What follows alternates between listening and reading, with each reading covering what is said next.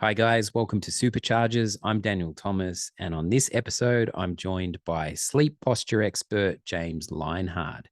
James is on a mission to educate the world about the importance of sleep posture and to teach people how to improve it with simple tweaks. Despite spending so much of our lives asleep, we often tend to overlook or don't prioritize how to improve the quality of sleep, even though it impacts most of what we do. The tips James offers in our chat have the ability to be a massive game changer when it comes to what it truly means to have a good night's sleep. At the front end, James and I share a little bit of banter about Manchester bands, where he's from. And at the tail end, we also share the weirdest places we've ever woken up. Enjoy this one, guys.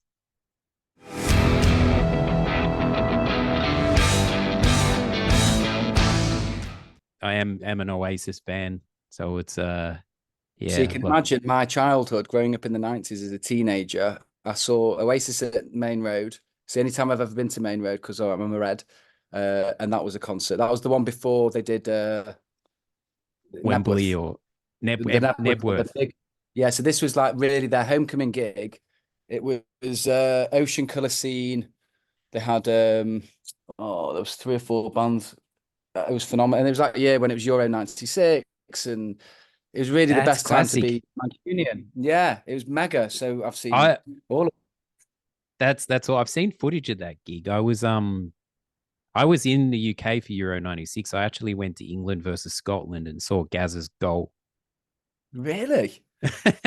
when I That's was class. 16. Oh, right. So we're the same So age. Okay, that's mega. yeah, so what you're saying about the vibe that year, Yeah, like I tapped amazing. into that vibe. It was just like an awesome summer, and England was doing well, and England was just obviously, it was just the sum of my formative years. It was unbelievable. I remember seeing Simply Red and them people at Old Trafford that year. Um, and then the clubs were still good. And then it was for me, it was Charlatans, The Verve, Oasis, Charlatans, The Verve, Oasis, bit of Morrissey stuck in there. Those years, it was constant. Star Sailor kicked in, uh, Primal Scream. I saw several. It's just all so that oh jump. man, what a way to grow up in the 90s. Yeah, Manchester's the best city in the world, no question. I know that's why I'm kicking myself that at that time, because I went over to London in a band, not to bring it to myself too much, but No, no, I'm interested. That's why that's you what can. took me. Yeah, that's what took me there. I left Australia with a band and spent 2 years doing shows predominantly in London. Yeah. And we did venture out, but we never got up There's to just some Manchester. classic venues like in Blackpool, which is only about 45 minutes away. There's the Empress Ballroom. So I saw in 2 weeks once, I saw Charlatans one week and then I saw Ian Brown the next. And again, late 90s, early 2000s, when he kicked in with his solo work, I was seeing him like every other month. He was just everywhere. And it was just great. He's like the coolest dude in town. And then, of course, they did the gig in Heaton Park, which was also mega. The Stone Roses gig in 2000, must be 10 years ago, 11 years ago, that was rocking. Ah, Imagine that's sick. doing a gig in Manchester. That's that's also what I love about Hamburg is there's all these little venues here in the rock history. And like Yeah. 10 years ago when I first came here, I saw a few bands that ended up getting quite big but I saw them play in small venues. Yeah. And It's it's got that that kind of opportunity town. here. Yeah, because the owners generally own the small, medium, and large venues. So you see these artists start in like the Deaf Institute, which is a beautiful venue. Yeah, I Go, know that one. Yeah. yeah, it's stunning. And the sound's great. And I've seen some. I saw Tim Burgess at Deaf Institute. It's just really nice, intimate gig. Take your own whiskey in, and everyone's a happy bunny. Marvelous. So, yeah, next time I'm in London, I'll have to. Hamburg, sorry. Next time I'm in Hamburg, you'll have to hook me up. It's been I think my last gig was Orbital, which is a while ago. Okay, cool. Yeah, Yeah. no, for sure. For sure. But no, it's awesome to chat to you, man. I was checking out some of your TikToks, Mm. and it's great what you're doing. And pretty quickly, I have to be honest, I realized straight away that I had some bad habits there in terms of the sleep, Yeah. um, which I'm sure is the case with many listeners. And the way the posts you're doing and stuff, I just love the way you're describing it. It feels so simple, And it sort of signaled to me like, how can I be ignoring such, such an important, but these simple concepts that you're describing. So I guess to kick it off, what led you to specialize in quality of sleep for people? What's your backstory? It definitely isn't the traditional story. So I historically manufactured foam, things like memory foam, conventional foams, various products for. I used to supply people like Silent Night. I don't know if you know the brand Silent Night. So I used to make all their pillows, like the memory foam pillows. It's the biggest brand of beds in the UK. And it was just a traditional box shifting business. It was fine. Um, and about 13, 14 years ago, two neurophysios approached me because they knew I made foam to develop a medical device called the Hugger, which is a sleep system it's a configuration of cushions, and it's designed to position a patient who's, for example, had a catastrophic brain injury or suffers with conditions like MS or cerebral palsy. So I made this product. It was just another, it was a very funny shaped pillows, right? So it wasn't particularly engineered. But then I went on the road trialing it with them, with MS patients, and just fell in love with what they were doing. And it just felt so much more purposeful to actually, rather than, compete on price, and actually make a product that was going to help people sleep better. I really knew nothing of this healthcare space, but I guess 10,000 or 50, however many thousands of people I've seen all over the UK in the NHS and local authority, that's the main profile of the customer for us. Sort of lying in their own feces, just rotting away, and particularly compounded by corona. I remember when my first patient that I saw at the end of, when we were allowed to go and see patients in care homes again, because you weren't allowed to go with the NHS or the local authority. No one could see them. This fellow had been lying, he was 6'5", lying frog-legged on his single bed, and no one had seen him for 2 years, and he was just rotting. And I think if you've seen enough of that dog shit, forgive my French, then you need to start looking at why. And the other point with corona was that we got to realize that the issue was never with the patient or the product being good, bad, or indifferent. The issue was always going to be with the compliance of those doing the care. And then further down the line, you realize actually we're asking people to position a patient that can't sleep and is in pain, but those people haven't been trained, can't sleep and are in pain. So when we started to address the sleep posture of the person, the able-bodied carer, and we realized that none of those guys could sleep, and then we started to understand and unpick why. What I realized really quickly, and I guess my newness, was that I took all of my experience in neurology, where a neurophysio fully understands the significance of lying surface and sleep posture because their patients are generally on bed all the time, but you and I don't. What's the commonality between you, me, and I'm assuming you're an elite athlete, but you, me, and an elite athlete and a patient that's had a catastrophic brain injury? We all sleep and we all have a spine. So why would we not apply those same techniques to everyone? And it's worked. So that was, in terms of the education side, was no one's talking about this stuff. It's so glaringly obvious to me. Is it that not so obvious to everyone else? But I'll go and ask athletes. I'll go and ask universities. I'll go and ask hospitals. No one has a clue what I'm talking about. And it blew my mind. It's like, but as an occupational therapist, for example, or a nurse, you spend so much time and care working on a patient when they're in bed or deciding what lines, what they're going to lie on.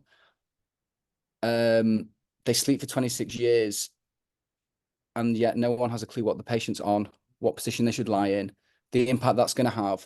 And the rehab window is so small when you've had a stroke or a condition like that. The damage can be done so quickly, but no one cares because the patient hasn't got a voice. So when I got to realize that I could apply the same techniques in planet Earth, it suddenly opened up the noise, because whilst TikTok is really exciting and, it's really fun, my kids think I'm cool for the next few weeks, whatever, the whole idea is that no one has a clue how to lie properly. And there is evidence that dictates that the position that you lie in is likely to increase your pain in the morning. And most people that we speak to, when we say, I get really bad neck pain, when are your symptoms at the worst? When I wake up always. Do you always need to go for a pee in the middle of the night? Yes, every time, religiously. But when you went to do your pee, I challenge your pee.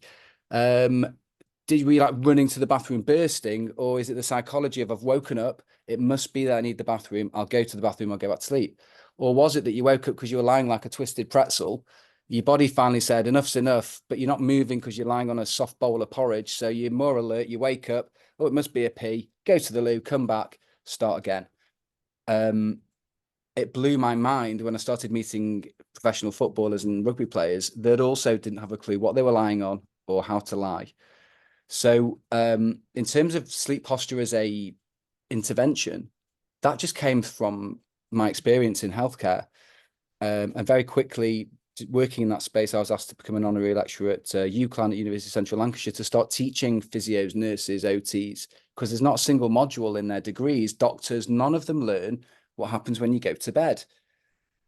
So that was it with regard to sort of the approach, because everywhere else you're hearing sleep science, you're hearing hygiene, you're hearing get your 8 hours a day or your nose will fall off and your legs will break or whatever. But how do you get them? Because most people in Manchester sleep less than 6 hours.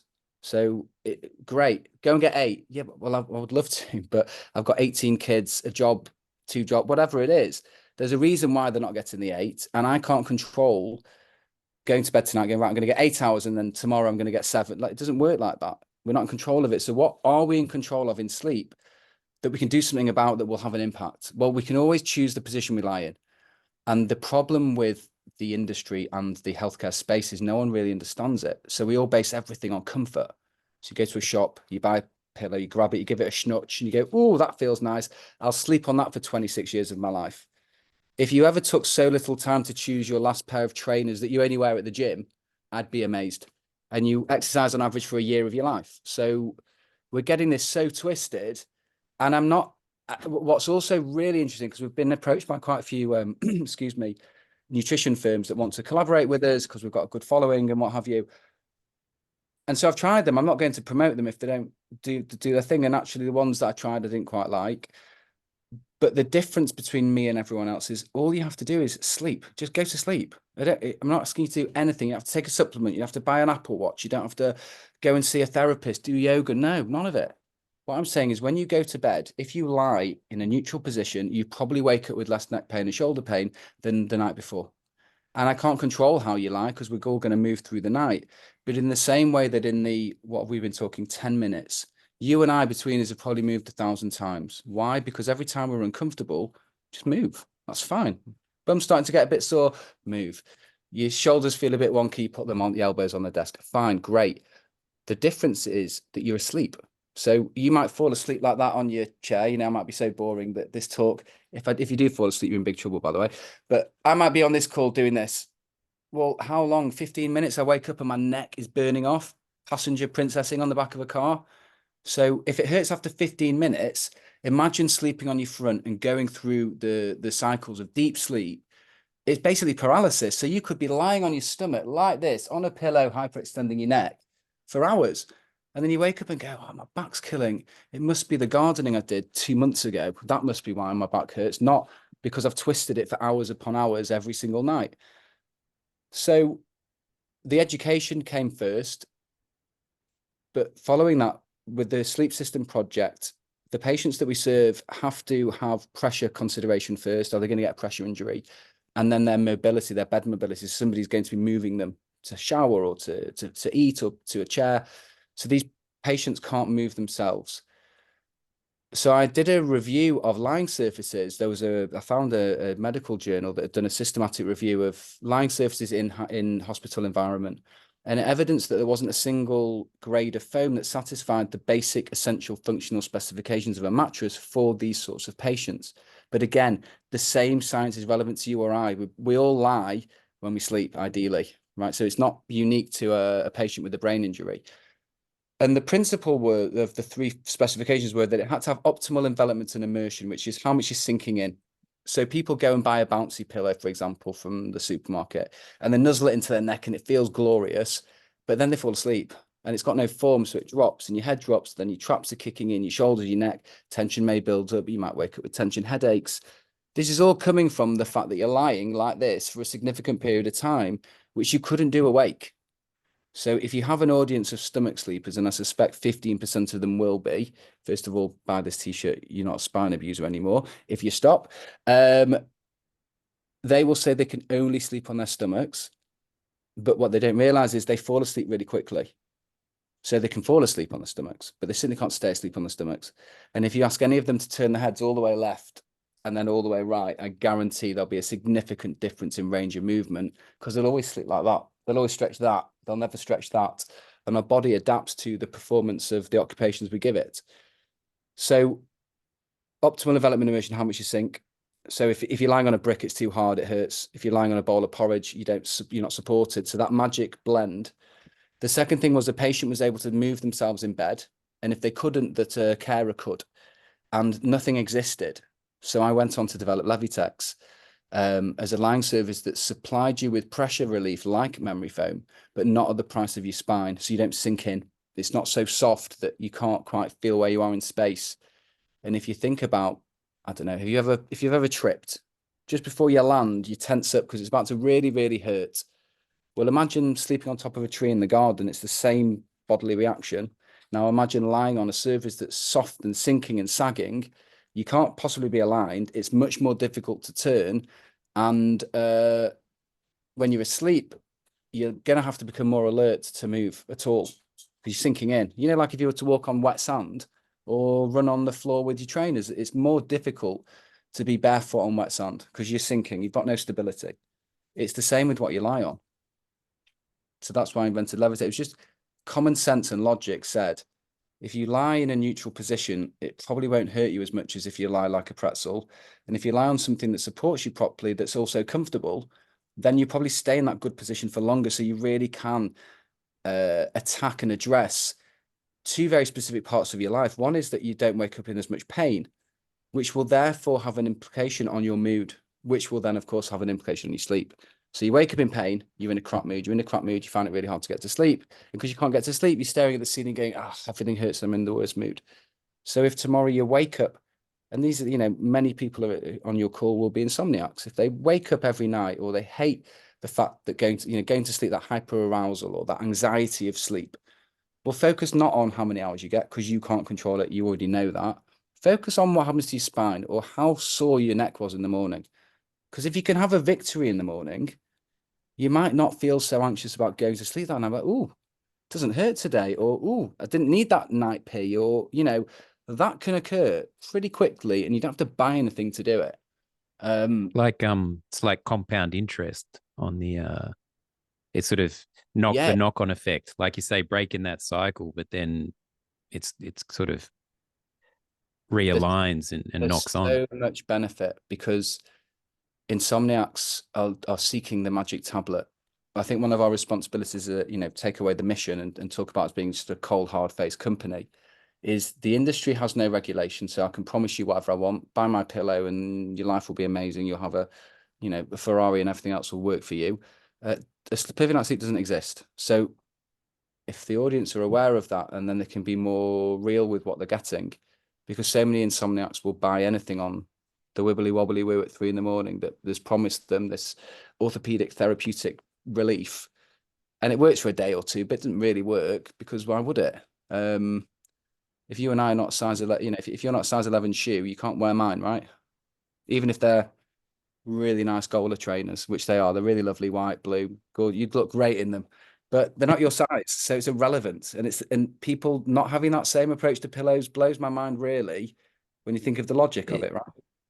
It's interesting that it went back to the carers for you, and the carers' lack of knowledge in terms of how can these people kind of guide people if they don't have the resources or education. It's interesting that kind of it just seems to be fair on them, like they get such bad press. Same with nurses, and many of the NHS gets a lot of bad press, but the NHS staff, the reality is most of those guys are working 12, 14-hour shifts with limited breaks. They're getting abused by all the patients because they're overworked and understaffed. They then, 1 in 3 of the NHS staff will also be an informal carer. So not only are they doing a 14-hour shift of doom without any thanks, underpaid, overworked, and not enough training, they then go home and have to look after mum and dad for 5, 6 hours. So they actually have a life, and then they don't sleep themselves. So you can look at it and skin the cat any which way you want. If you want to be just a cold, hard HR person, the 2 main reasons why people aren't coming to work now are musculoskeletal pain and sleep deprivation or sleep disruption. And the comorbidity of chronic pain and sleep disruption, of course, is poor mental health, which is the main focus of all well-being in this country. But if you don't sleep, it's irrelevant because you're in a bad mood because everything hurts. So focus on the foundation, which is sleep, and focus on the thing that doesn't cost anyone any money. You don't have to go and buy a super duper pillow from, you know, the shop of the sleep shop of the world. No, just don't lie like a wally. It's really, really. It's really classic, man. Like I could rip a whole heap of cliches, but it's fact that we do sleep. I don't know the exact statistics, but we sleep literally half our lives. And I saw it, you saying we spend potentially 7 years just trying to go to sleep. Yeah. And like you said earlier, for the amount of time that the lack of emphasis of quality and control we put on it, it's almost like it's this, because we're not, call it conscious, it's like this invisible thing that we don't pay enough attention to.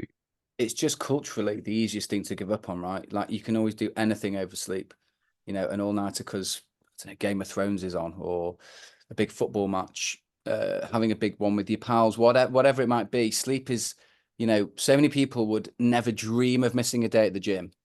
You know, it's leg day. I can't possibly, it's leg day, you know, but then not sleep for the weekend. And this is, you may as well have not bothered going to the gym.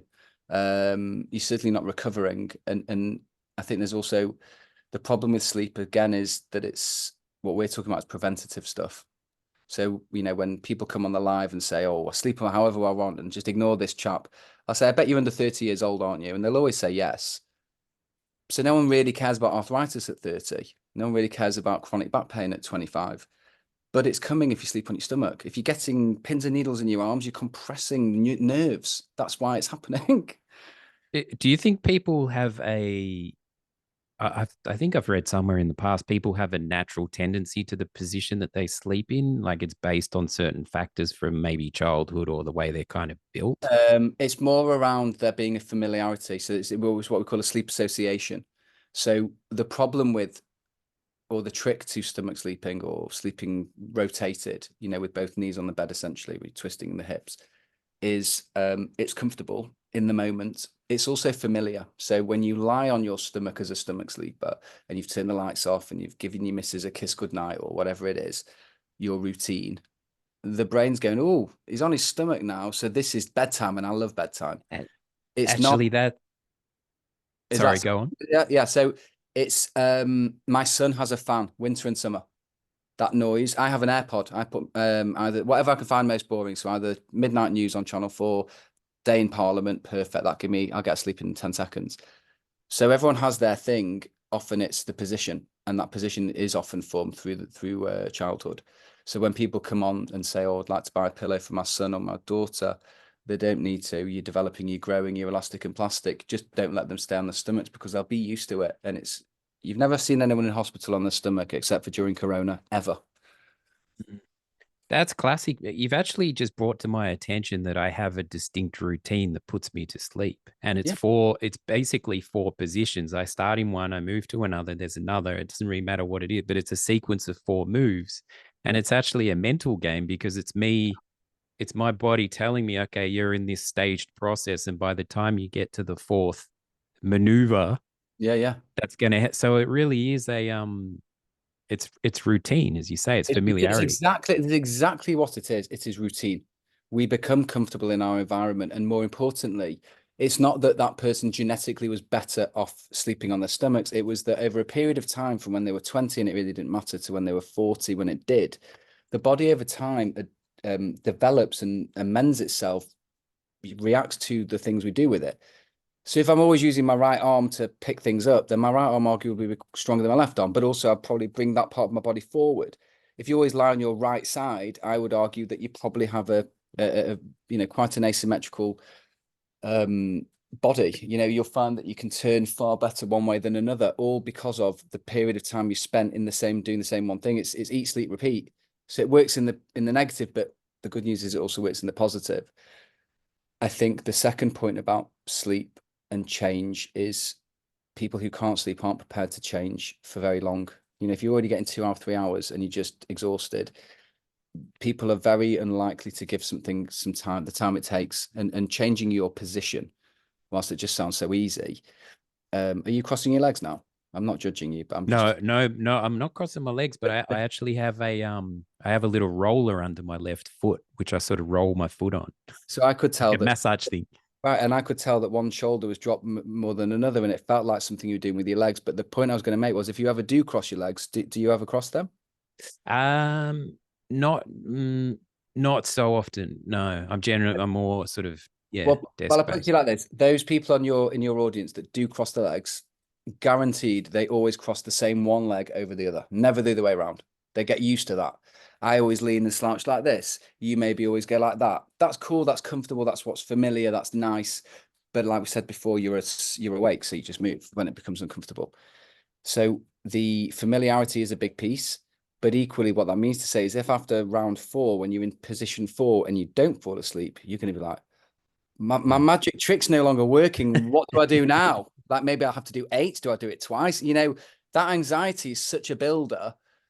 Whereas actually, maybe it's just that it takes you 15 minutes to get sleep. Mm.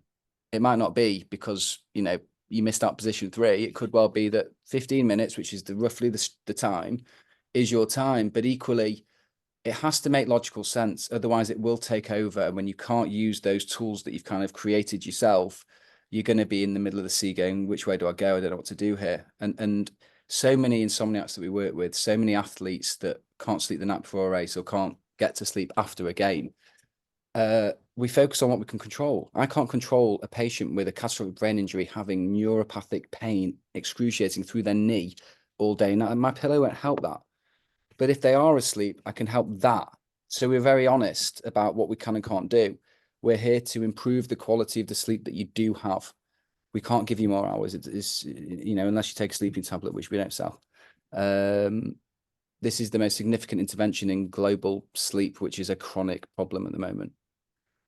It's always, I notice, when you go to IKEA to buy a bed and there's a bunch of people jumping around on beds and just feeling whether you're right, it's kind of, I don't think it's taken seriously enough. It's sort of like, yeah, like where's, and then you read the things that say what grade it is, and you don't necessarily have an understanding of that. So you lie on a few beds and people are like, this is great. But it's like you said earlier on, you take an hour to choose your gym shoe. You spend an hour in the gym a week. Um, so, It's so so odd when you're, you think about it, isn't it? It's so ludicrous in terms of the hierarchy of what's important.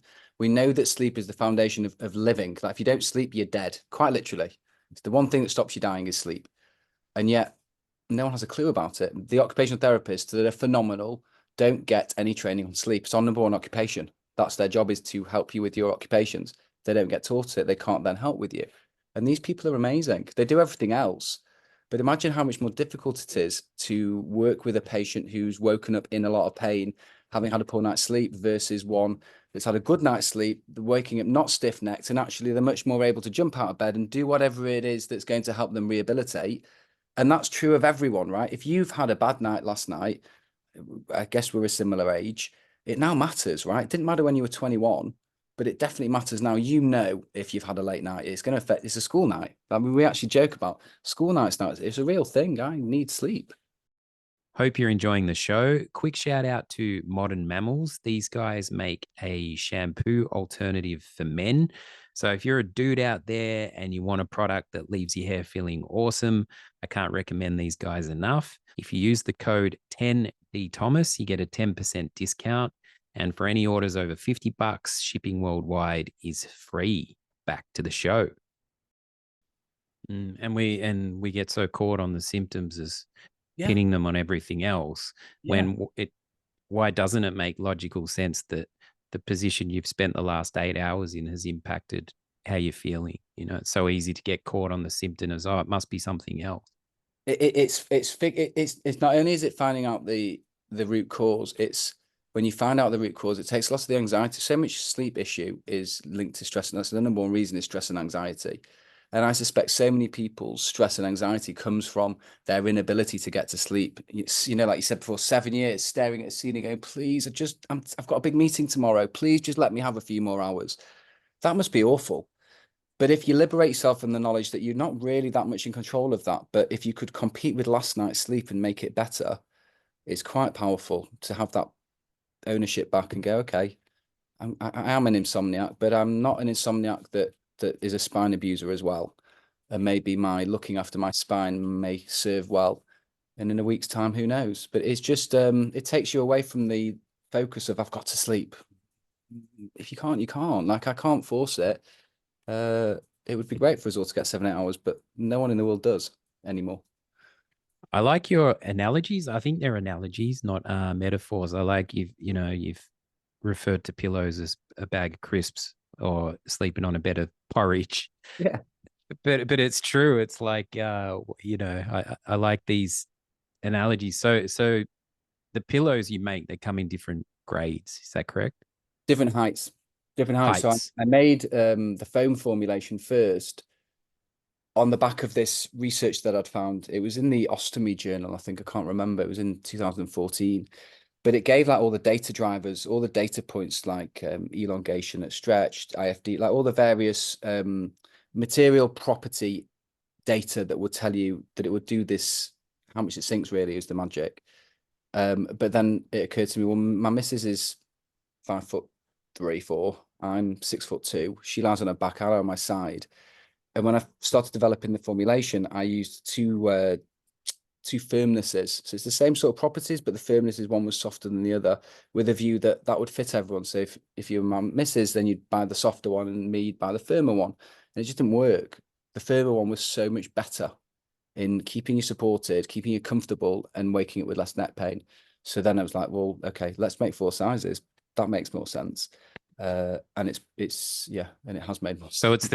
it's the same density. It just varies in height. It's the same. We raise huge amounts of foam and we cut it into mattresses, pillows, toppers, the anywhere pillow, and then our medical devices. We layer all of our pressure relieving stuff with Levitex now, because memory foam used to be the only thing available, and Mm. it ticks the box. It does relieve pressure, but if you're sinking in and you're lying on your side, then your hips going into the bed or your bum's going into the bed, and that is not a neutral resting spine, just by virtue of what you're lying on.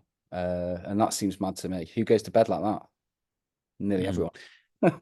What's the issue with the knees and legs? Again, I think they're ignored. Like, so it's potentially, well, it's better to have something between your knees, another pillow. And Yeah, well, it's not. does it matter the quality of that pillow as well? No, it's not, and it's not just knees. This again, there's a whole industry has been made on knee pillows because knees rubbing together doesn't feel very nice, but that's not the issue. If I was to ask you, if you remember way back when you were a wee nipper in Australia and grandmother used to shout at us for not sitting up straight in the chair, we kind of know what that looks like, right? If I say grandma says sit up straight, we all know, and it's this: a nice straight neck, everything's aligned. And if I look down, my shoulders, my hips, my knees and ankles are all in a straight line, same as you right now, yes? So if you take this exact, don't worry, we're not judging. We think you're wonderful. So if you take this exact position and put me onto the bed, then we're happy, right? We know that an ergonomic seat is by law what we can ask our bosses for. So we know that for the 13 years that we work, we can legally demand good posture. So what happens when you go to bed? So the significant difference when you're lying on your side, if I literally take you 90-degree onto your side, is there's a space to be filled between here and here. And there's a space to be filled between your knees and your ankles, not knees. So if you imagine these are your hips, your knees, your ankles, you support the knee and your legs look like that. You support the hip, they support the knee and the ankle. You've got a nice neutral position. So your hip, that top leg doesn't drop down. Nearly every single person we know who's a side liar, that leg drops down, even if they claim they're a dreamer, which is a neutral position that we recommend, that leg comes over. So if you imagine a good seated posture, the second the hip comes forward, the shoulder comes with it. And now my distance between ear and bed is much shorter. And that's all it is. So think about grandma shouting at you at the dinner table, and then imagine that she's in your bedroom. Obviously, only when you're going to sleep, otherwise that'd be weird. And get yourself on your side properly. That's it.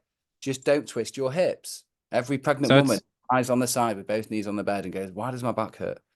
so regardless of front, side, back, it's all about aiming for a neutral position. In the same way that you would never do this podcast and talk to me like that. Go, "Hey, James, tell me all about your product." Because that's That'd be weird. ridiculous. Like, you're even smiling at me because how ridiculous. But people sleep like this and actually say, "I can only sleep like this. Don't make me not sleep like this." Just come back to me in a couple of years when you can no longer get out of your bed and move. So yeah, it is. Yeah, it's really simple. Stay neutral and lie on something that supports your body it's not a bed of bricks because that would hurt, and it's not quicksand because that's no support. So you may as well lie on the floor. So how would you define what you've described, like comfort deception? Exactly what it is. It's a It's deception. You're deceiving yourself trying to find it's comfort. well, I think the trick is like this. It's there's millions of people like me spouting their own logic, and you choose the one that makes sense to you, right? But for me, I'm the only one who talks about something that's very tangible. I don't talk caffeine. I don't talk when to eat. I don't talk when to exercise. You do you. I'm talking about you're already asleep. You don't have to do anything else other than not do something. Um, I think I think it's so undervalued. It's just so easy. No, like what do you actually have to Mm. do? You don't have to go to the gym even. That that's what's kind of mind blowing. That's what's kind of mind blowing. When I was looking at your stuff, I'm like, this is so straightforward, yet so important and so ignored. Like, you know, It's like when we work with a lot of professional athletes. If you're going to the biggest game of your life, the Olympics, the Champions League final, whatever, Tour de France, what did you lie on the night before the biggest game of your entire career? Because every one of those athletes knows what they ate for breakfast because their macros had to be blah blah blah blah blah. But then they lay on what? So you get these pillows that are big, massive pillows, but they're filled with air. Or you get something that's so soft that it sinks. Or you get something that's so hard that your neck's like this. It's mm, just logic. Does your ear hurt? So the tricks are if you get to sleep really quickly, that doesn't make you a good sleeper. That just means you're tired. If you sleep through the night, that doesn't make you a great sleeper. It just means you've not woken up. If you feel crap, if your back hurts, if you don't feel rested, if you feel that you've not been rejuvenated, you're not a good sleeper. Even if you got 8 hours next to the big snorer in your house, irrelevant. You don't feel good. The sleep is meant to make you feel better. So if you wake up feeling rested, it will improve your mood. So thing one, don't judge it on can I fall asleep? Because we can all fall asleep like this. That doesn't mean anything. Just stay asleep. And if you do stay asleep when you wake up, do you feel better? And if the answer is no to any of that, you're not a good sleeper. Uh, and so it's not about this is the only pillow I can sleep on. This one's more comfy than another. That space hasn't changed for me or for you. If you're not 6'2", I probably won't put you on the same size pillow. And if you lie on your back, you're different to me again. So we focus on the one thing you can control. It's the position you fall asleep in. What happens thereafter is anyone's guess. But arguably, if you spend an hour longer in a better position, then you should have had a better quality of sleep for an hour than last night. And that's got to be a good thing. And that's all we promise. Can't promise more than that. It's not real. It's not fair. But yeah, it I'm matters. I'm really curious. It's a tradition on the show to have guests offer a challenge, Mm. and it'd be classic if you wanted to offer a challenge that wasn't sleep related. But I imagine it's going to be sleep related. Make it sleep related. What? Do you mind if I do? I mean, we could Yeah, make it absolutely. a music based one, but I don't think your audience can get much value from my old style. Um, we could do both. It's basically it could be anything, but maybe we do the music one after. But what would your first? Because I was thinking before, like you know, the classic example is when you go to a hotel and all of a sudden you put your neck out because you're sleeping in a completely different and I think that shows a lot. As soon as you go to a hotel and there's different conditions, suddenly you know your neck's out. I think that mm. says a lot. So is your call it challenge or recommendation the very first thing you do? Is it by a new pillow, or I is it assess your routines and your patterns and your positions like we were chatting about earlier? I think the most powerful challenge I could give your audience, which is a universal challenge relevant to everyone, because no one will sleep properly on. I don't believe a single person, even if they think they do, they don't. I'm very confident. I sound really arrogant. Then I don't mean to be. So the challenge is as follows. We recommend two positions. They're two neutral positions on your back and on your side. They're positions that we support our patients in that can't move themselves, that can't talk. And every 2 to 4 hours, somebody else is moving them. So if those chaps can have a crack, then it feels only fair that your audience can, right? So the positions are as follows. If you imagine being a soldier, you'd slightly bend your knees, you'd stand up straight, your shoulders, hips, knees, and ankles will all be aligned. You'd have equal amount of weight on both feet. That position is what you do on your back. So if you're somebody who lies on their back and you're moving, you're distributing your body weight in all wonderful places, your leg comes out, your arms are flailed over your head, it's normally because you're on a soft bed, and that's okay. We have an arch between where our bottoms start and our backs because of the size of our bottoms, right? So there's always a space between us and the bed, which is a hole for gravity to pull down into. So my challenge is, if you're somebody who lies on your back, stick a pillow underneath your knees and tell me it's not better. If you're somebody who lies on your side, stick a pillow between your knees and ankles. If you are someone who lies on your stomach, choose one of the first two positions. And the challenge is, and happy to follow this up in a way that you think works, but challenge is can you transition from lying in a position that basically is waking you up in pain, or you're snoring, so you're on the sofa. So your positioning is having a negative impact on your life now that we've discussed all of this. Choose one of those two goal postures, the dreamer or the soldier, and try it for a week. After 30 minutes a night, if it doesn't change, if you can't fall asleep, then go back to your old ways. But all I'm asking you to do is imagine how grandma would expect your posture to be when you sat down and when you stood up. She doesn't want you slouching. She doesn't want you doing this. She just wants you nice and neutral so everyone knows that you're a good, proud person. Whatever grandma used to shout at us for. But everyone knows what I'm talking about when I say grandma's shouting at you to sit up straight at the dinner table. Sitting and standing on your bed in the same way, obviously lying down, and try it for a week. That's my challenge. That's the real challenge. Because if people realize how effective this is, and then realize that mum and dad keeps complaining about neck pain, or, husband and wife, partner, whatever, is always waking up saying the neck's shoulders are killing. Well, why? What's the reason? What happened between when you fell asleep and when you woke up that's caused this? Because that's when people say it's the worst normally. And the challenge, I guess, is more specific to those people. If you wake up with more pain than when you went to sleep, you've got nothing to lose, not abusing your spine. That's That's challenge one. awesome. That's Uh, awesome, and that's a challenge for me because I'm a stomach sleeper, and at the moment my neck's been twisted, and I've had pins and needles and stuff, and then I've started thinking, oh, this must be something else, but it's exactly what you're saying. So it's a challenge for me to try this week. it's actually easier for you because you've just described your own symptoms of what you do to your body, which is that you compress nerves to the point that you are ruining, breaking, like they are breaking down. You're Mm. damaging your nerves, you're damaging your body, and you're feeling it every morning. That's a fact. I guess you have your arms above your head, your pillow, right? Ah, it's all over the shop, You're like restricting arms blood every. flow. You're restricting blood flow to your fingers. Yeah, yeah, What does and if you woke up with no fingers, you'd stop sleeping on your stomach, right? yeah, and yeah, exactly. And but what's classic is I consider myself, and that's what this show is about. It's about awareness, and I consider myself to be someone who's very aware and always looking at these little one percenters. But my sleep's all over the shop in terms. I mean, like you said earlier, I consider myself a good sleeper, but I have these kind of pains that you're talking about. So clearly, I'm not a good sleeper. No, but you could be. It You don't could have to do be. anything for me. Like you don't have to now go and buy my gamut of inventions and then everything will be solved. No, you could probably do it with what you already lie on. If you've got a medium firm mattress, so I think that's a really important thing for everyone to check because, like you say, no one really knows what these things mean. Each shop has a different meaning. If medium, soft, firm, what's medium to you might be not the same for me. So it's very, very simple. You can't sleep on a brick, that hurts. But if you sit on your mattress at the edge where your hips would be in line, at the edge where your head would be, and the edge where your feet would be, if it's significantly softer in the middle, which if it's memory foam, it probably will be, then your bed will look like that really. So if you're lying on your side, you're not really. If you're lying on your back, you're a curved C shape. If you're lying on your side, you're a V shape.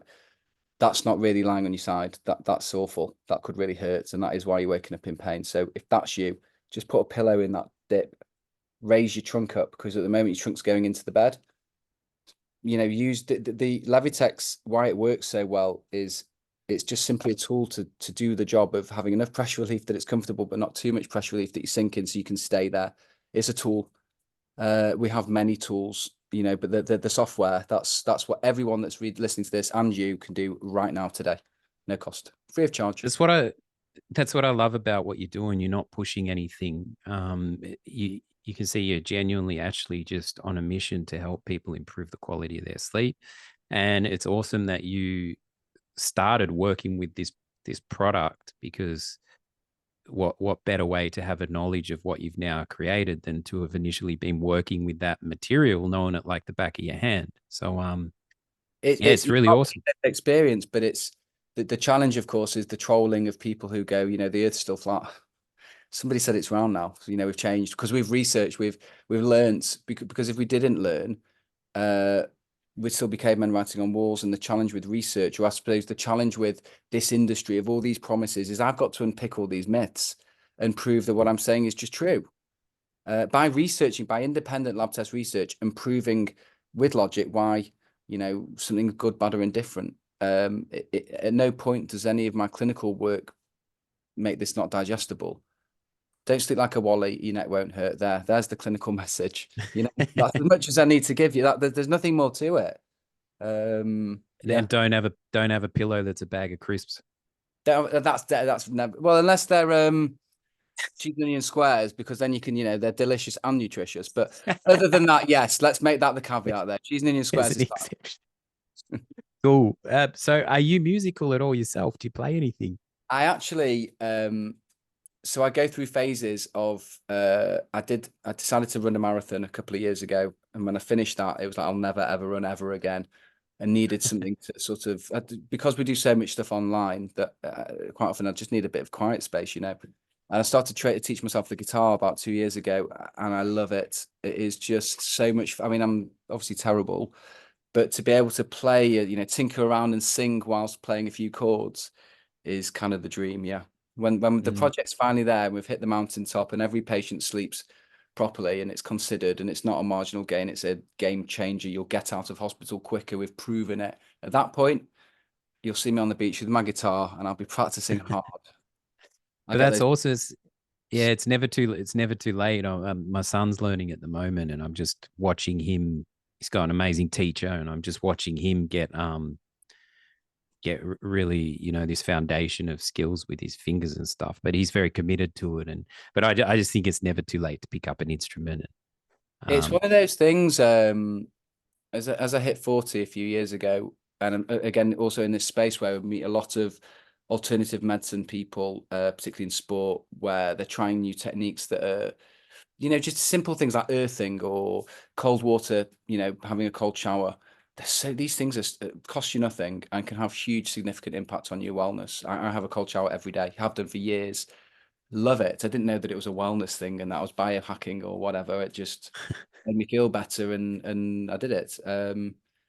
These things exist, and you put them all together because things are tough, I think, for everyone. And there's a reason why no one's sleeping is because everyone's stressed as hell. No one can pay their bills, and everyone's like petrified about the global world killing itself. So get But it. also overstimulation, looking at the phones before bed, and like we just consuming so much like stimulus. And you said earlier like I do the same actually when I'm not doing this weird four position routine. I do listen, and like you say, if it's something a bit drier in content, I think that's a good way to wind down. But checking phone, we're all checking phones and screens and just complete overstimulus, which is another whole factor. It's a whole factor, and it's a factor that someone else can deal with. Because for me, I don't want to give people. One of the interesting things with the medical work is you really have to understand the challenges of a caregiver. That they're treated terribly. They're on shift. They get paid appallingly. They don't get the training that they deserve and need to deal with our parents who have just had a brain injury or stroke or whatever. That's quite a big responsibility that you're giving somebody. And you eventually become a piece of fruit because it's just moving a non-speaking person left and right because that's what they were told to do. But when they learn how it's impacted their own lives, when they wake up and they're no longer in pain, the carer, or they're in less pain, or they can get out of bed quicker, or they've had a better quality of sleep, suddenly now you're looking after a patient's positioning to preserve their body shape so that they don't die rotting in their own beds, rather than the law is every 2 to 4 hours you turn a patient. It's not the same thing. It really needs to be humanized. It needs to be humanized that the patients that are positioned in bed in a complex setting can't tell you that they're uncomfortable. And so going back to the fact that you and I, free will, just move, however many times we've moved just in this 1 hour. Imagine being positioned like, don't move now for 4 hours. See you in the morning. How are you? Can't tell you if I'm in pain or not. So for me, the mission is real. If you start to learn how to not sleep in your stomach, then it's more likely that patients will be treated with better care in this regard. And it doesn't have to be what you take in and out of your life. Don't drink caffeine anymore. Only argue with your partner outside. Like all those things, they're not going to have the same impact as lying for a solid 4 to 6 hours in a neutral position where the structures around the musculoskeletal system don't have to hold a provocative posture for a significant period of time. It can't possibly be bad for you, right? I don't think it can kill anyone. So what have you got to lose? No one in your audience is sleeping, I can assure you of that. What's the weirdest place you've ever woken up? My EA's just giggled. Now she can't actually breathe. Do you know this? Oh, she does. It was a very long time ago. I'll give you mine as well. Okay, so I think I had like a bit of an argy-bargy with my missus that I wanted to have Christmas lunch at our house with all the family.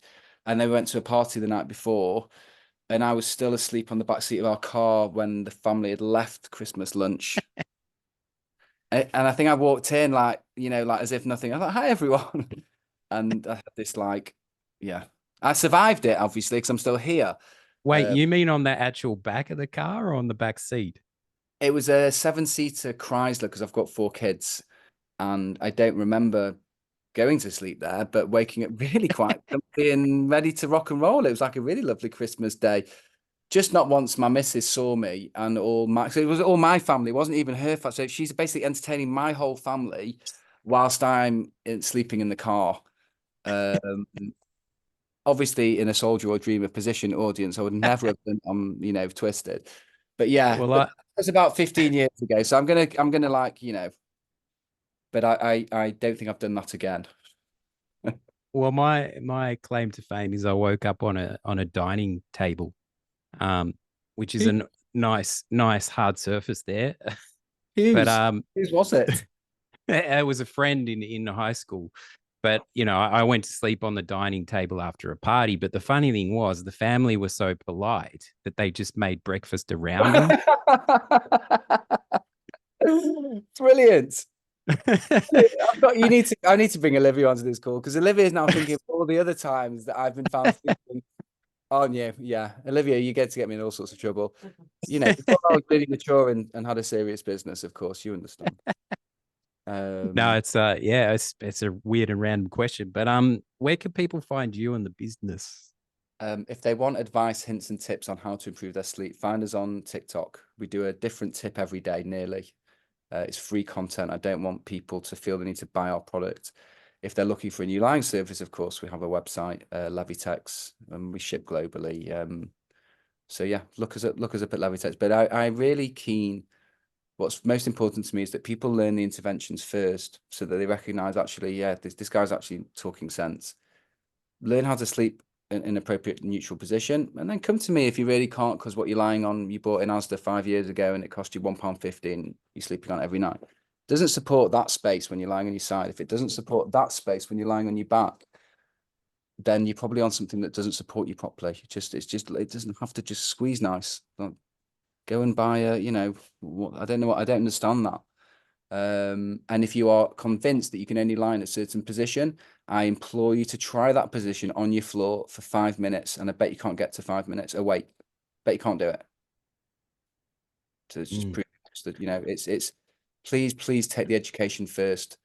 When people come on the channel and say, I'd like to buy a pillow or sleep on my stomach, say, please don't buy one. I'm only going to make your neck worse, actually. If you're willing to transition, yeah, I'm in. I'll show you how to do it. But you mustn't underestimate this because we're all living so much longer. If we were cavemen, we'd finish at 40, we'd constantly move. Yeah, you can lie on a rock face in the snow, fine. But we sit, as I'm doing now, I think we walk on average 3,500 steps. It used to be 100 years ago, 25,000 or 20,000. So we don't move, we live longer, and we're doing this all day. Why do we think we're all in pain? There's a reason. So if you can't get to the gym, if you can't do some of the wellness stuff I say it's all obvious stuff, but don't have the time, don't have the money to do it. If you can't do any other well-being thing in your life ever, learn how to sleep appropriately in a neutral position. It will have the most significant impact on every aspect of your health, every digestion, breathing, pain, I don't know what more people need for free. That's what I have to just have to say has been brilliant about today is from the videos that I watched and from this conversation, it's just had a very practical impact on the way I'm thinking, and I hope it has the listeners too, because like I say, it's just like a little, well, not even little, but a big something so simple, but a big shift. And just watching your videos and what we've been talking about, I know it's going to bring some attempts at significant Yeah. change, and If it's everyone really tries it awesome. for 30 minutes a night, don't turn sleep posture into the enemy, right? So if after 2 hours, you just, that familiarity just is really holding you back. Go back to stomach sleeping tonight. And then tomorrow, try again. You change your neural pathways to learn a new habit. It takes 30 days. I mean, really, it'll take less, but give it a week. Give me a week. I implore you. I beg you. And you don't do anything, and if I'm wrong, you can come and find me and I'll, take a punch. Cool. Well, I really appreciate your time and your insights. My pleasure. It's been really fun.